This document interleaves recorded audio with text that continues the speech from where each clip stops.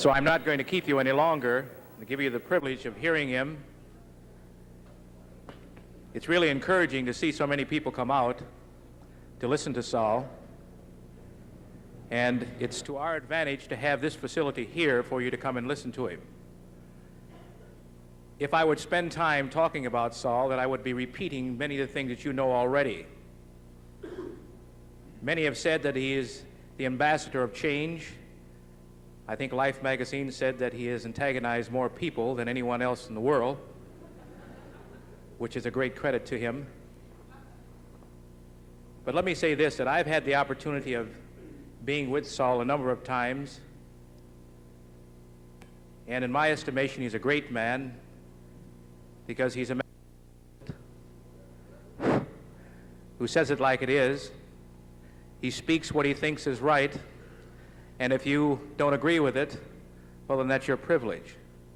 But he's going to tell you how he feels, what he does, and what it's all about.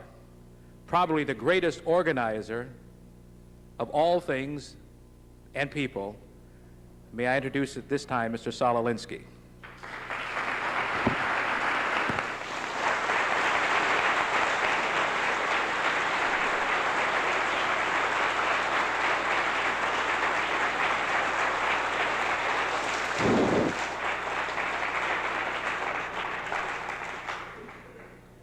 We will now bow our heads in silent prayer for 30 seconds, and the body will be carried out of that door there. These introductions are really awful, I have to listen. Well, well, later on we have a couple of drinks, I'll tell you what I think.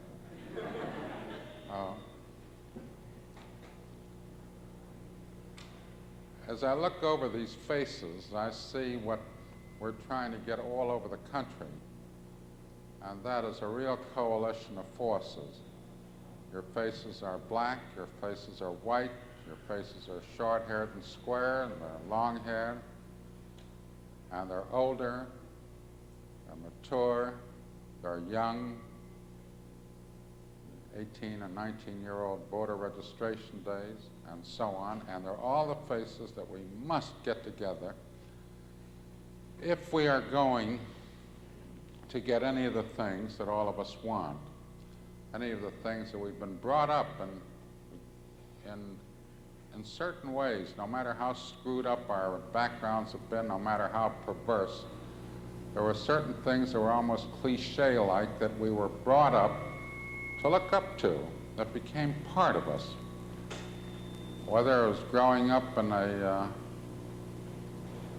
segregated Chicago, the city I was born in, but every classroom from kindergarten on always had one thing. You always had a picture of Abraham Lincoln up on the front wall, Land of Lincoln. Just like on the back wall, we always had some goofy picture, a reproduction of something called the Gleaners, which are two old ladies in a cornfield or something, picking up something. And nobody understood what that was all about until the scandal broke some years later, and the superintendent of schools was convicted for a payoff in which he had bought these particular drawings for the whole school system. And that was in keeping with good old Chicago tradition. But nevertheless, the one thing that kept coming through were things like equality, things like freedom.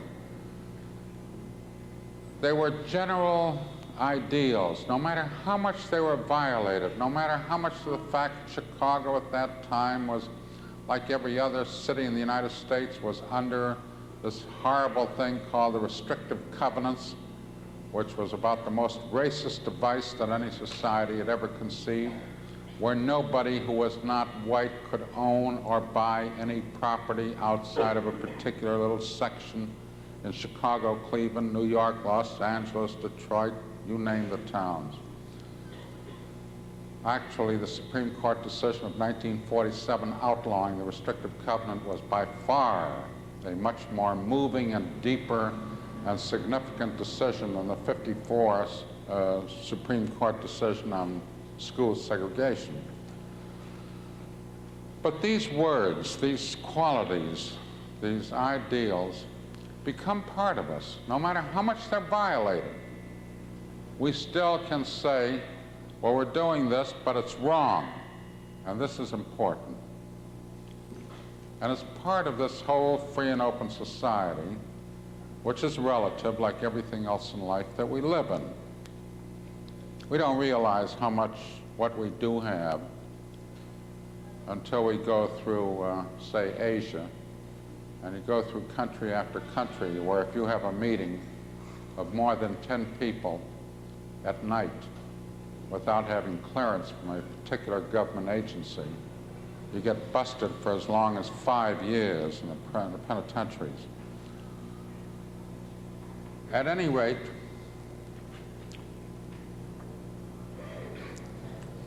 there are these general goals that we're all fighting for in our own ways. And I think the best way I can describe what these goals are is to, maybe some of you can remember this, but about 3 weeks before the 1968 Democratic Party convention in Chicago, CBS had a TV show on of George Wallace and myself and a moderator. And if you saw that show, you would not forget it, because it was one of those rare occasions in which Wallace completely blew his cool on the air. This was a live show in which he turned on the moderator screaming, "You told me that if I got on the show with Alinsky, you'd keep him under control." Then we cut for a commercial fast right now. But one of the things that caused the blow was that Wallace, who has learned better since, was taking the position that if the people of Alabama voted for school segregation, that would be the Democratic decision. And what Wallace did not seem to be able to understand then was that certain things like freedom and equality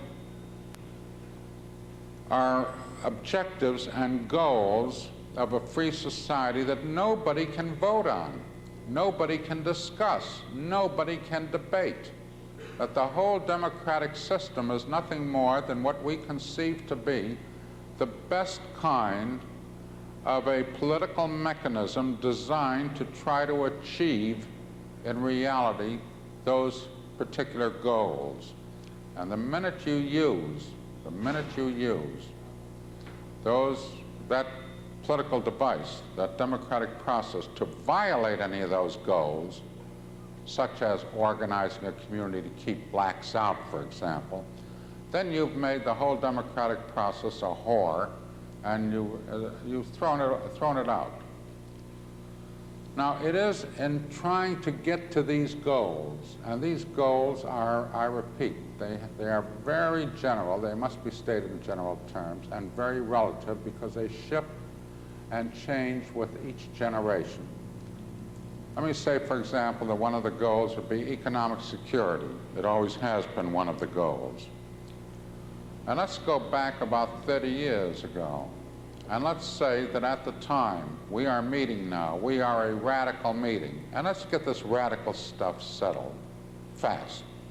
Precisely what I said in a press conference this afternoon. We are still in the American Revolution. The American Revolution began, and the country was divided between Tories and radicals. The radicals were the men like Jefferson and Jay and Hamilton and Madison, Monroe, Franklin, and so on. The Tories were the bastards, you know, on the other side. And we still are in the same fight. And as I said this afternoon, even the rallying cries could be the same. We can organize a party to go fight on the battle cry of no taxation without representation. We haven't got representation. You have to be literally a millionaire to run for office today in the way we have screwed up our country. Half of the United States Senate are millionaires, and the other half are fast getting there. And they have a Senate bill providing for disclosure of their personal assets, and this Senate bill is very fittingly titled Senate Bill number 1993, which is probably the year that it will be reported out of committee, you know. Now, you know, as you look around, you know, who was really representing me? And so it is now. Even, you see it every day in different ways. How much different, for example, was it when in the early days of something called the poverty program, you may remember that in those days they called for what maximum feasible participation of the poor. Now, back in the days of the Revolution, Alexander Hamilton was taking the position that you couldn't let people who were not educated and who did not have any money have an equal vote with others. Because after all, what did they know about government? Why should they have an equal vote? And he finally had to be beaten down. Now, how different is that from the mayor of my city, Mayor Daley, when the poverty program began, making a public statement saying, maximum feasible participation of the poor? Why should the poor be on it? What do they know? If they knew anything, they wouldn't be poor, you know? That's the same statement, the same kind of thinking keeps going on and on. It's the same fight. Now, in this fight, one thing we learn quickly is that we can only win by getting our forces together. Let me show you quickly what I mean. We know, and I'm repeating what I've set up in Minneapolis, I believe the last time I was here, we have known for some time that more than 3/4 of the American population is what you would call middle class. Now, I don't mean middle class in terms of economic indices of a bottom salary and upper income and any of that. I mean primarily by the fact that they so identify themselves as being middle class. Their values, their goals, their lifestyle, their expectations for their children, their way of life is what they themselves call middle class. George Meany, head of the AFL-CIO, sounds like Shreveport, Louisiana. Well, that's what always happens to me down there. Except I usually have a burning cross. But George Meany has openly stated that the AFL-CIO is middle class. Now, this is where the power is. We have known every time we've gotten into a battle with the establishment, always we've had to turn to the middle class. Whether in Rochester, when we were asked to come in to work with the black ghetto there and organizing an organization called FIGHT, we got into this battle with Eastman Kodak, and we engineered and developed the proxy tactic. When we went for stock proxies, we had to go to the middle class. That's where the proxies were. When Cesar Chavez launched a great boycott, he had to go to the middle classes and ask them to boycott the grapes. Certainly not the poor to boycott the grapes. The poor weren't buying the grapes anyway, you know. Over and over again, constantly, that was where it was. That's where the power is. Furthermore, in terms of just numbers alone, let me just hang with the black scene for just a moment. We first went into Rochester, New York. We were confronted with a situation where if the black ghettos were totally organized, totally and completely, there would be an organization of 37,000 people out of a total population of 480,000. So obviously their potentials were going to be very limited. So from the very moment we started in the ghetto, we started in organizing white liberal middle class organization as allies at the same point. Now what I'm saying to you in brief is that if every black ghetto in America got organized into black power, which is desperately needed in this country, if every Mexican-American barrio throughout the West and Southwest were organized into Mexican-American power, if every Puerto Rican community was similarly organized, if the low-income white communities, Appalachian whites and so forth, were similarly organized, And then you had,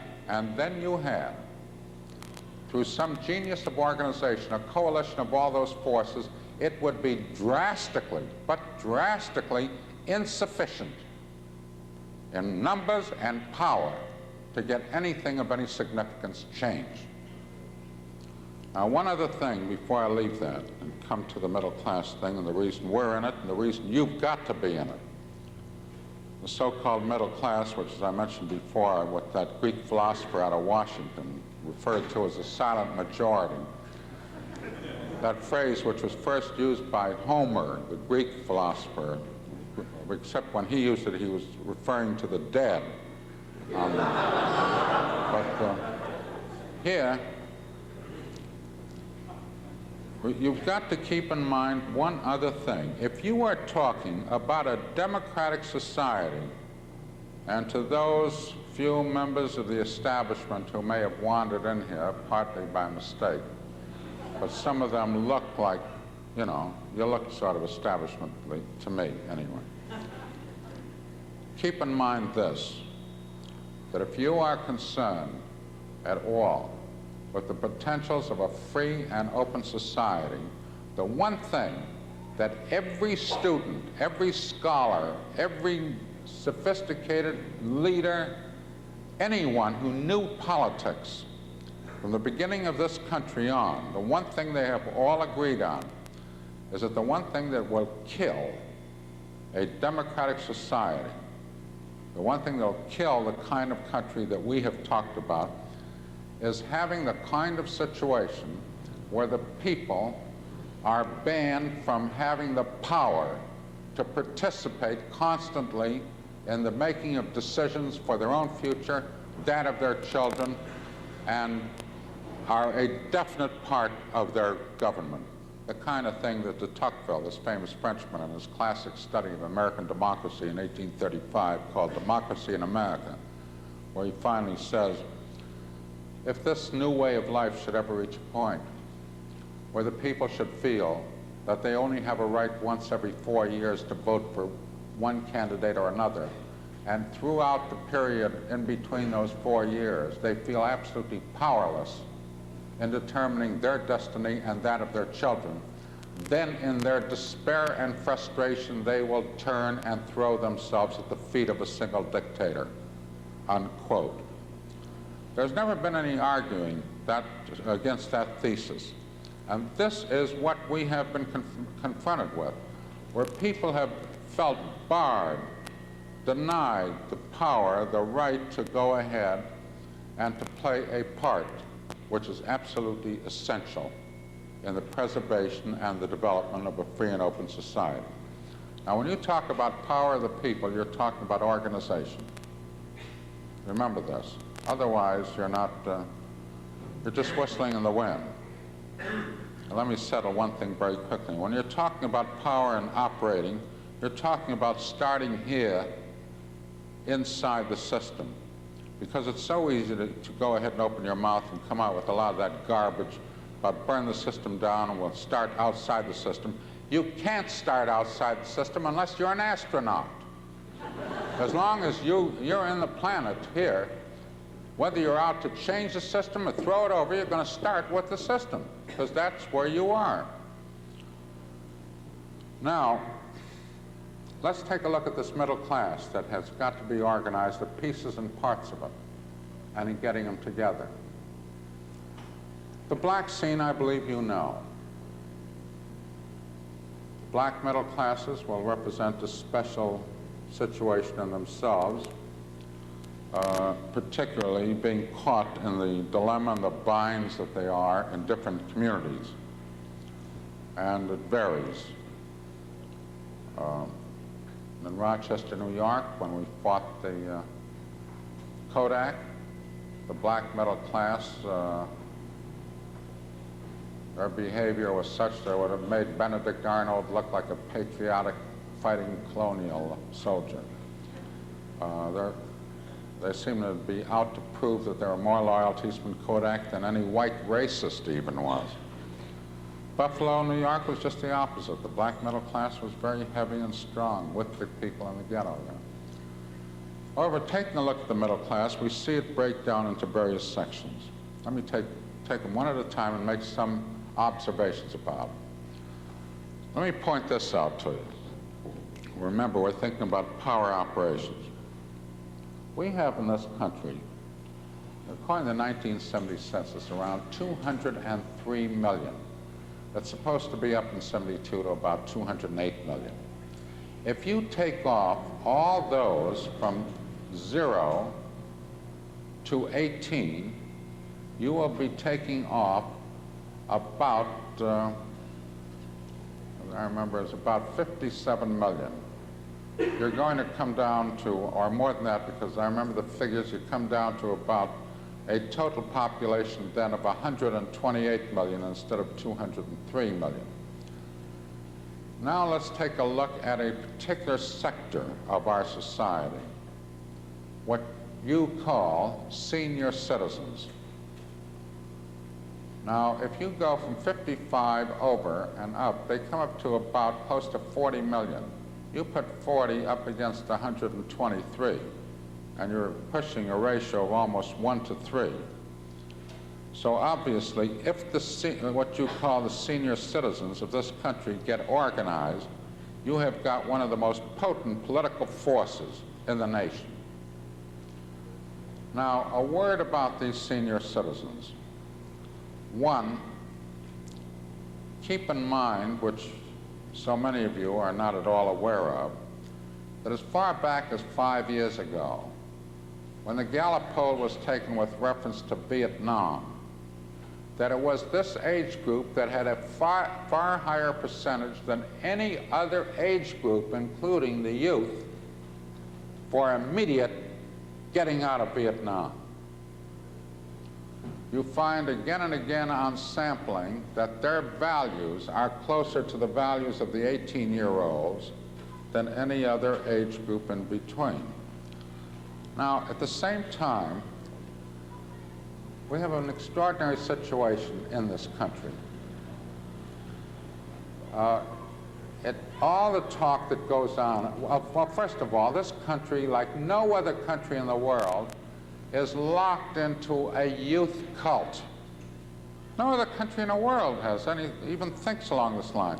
Imagine if we had sent to Peking our two leading statesmen aged 78 and 73.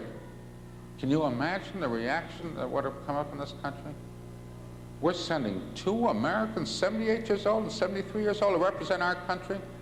But there wasn't even a blink about the fact that those Mao's and Chou's ages. Those are the ages of the Chinese leaders. You have the kind of situation, and mind you, I am not talking here, I am not talking at this point at all about what everybody else is talking about as far as senior citizens go. Got to do something about increasing Social Security. Got to do something as far as their taxes on any property that they own.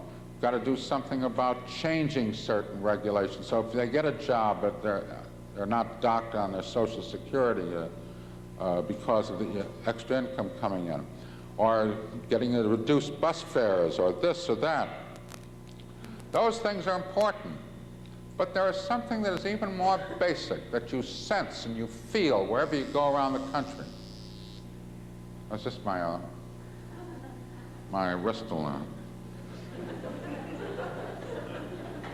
It went off once in a most embarrassing situation, I should tell you.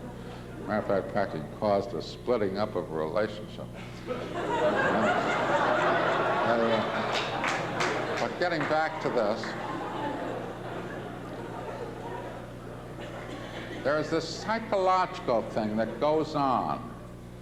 You know, we in this country have gotten, in the last, it really goes back the last 15 years where this thing has happened, and which so many of those so-called senior citizens sitting out there don't seem to be aware of, where all of a sudden you become a sort of an old dog to be tolerated, you know.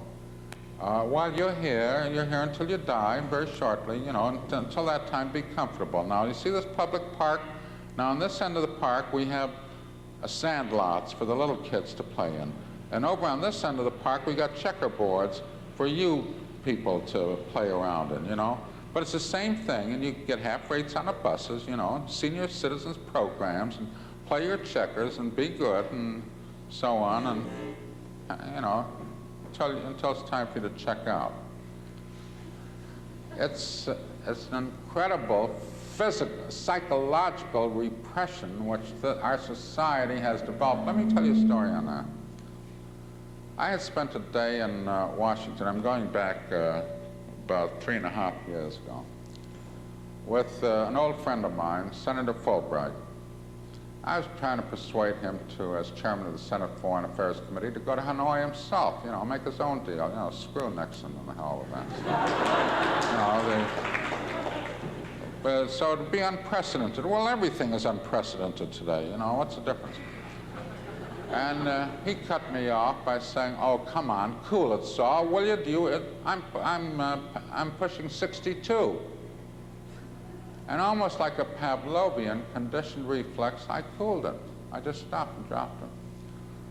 Later that afternoon, as I was going back to my hotel, I noticed as a cab started to pass the United Mine Workers building. And John L. Lewis, who had been very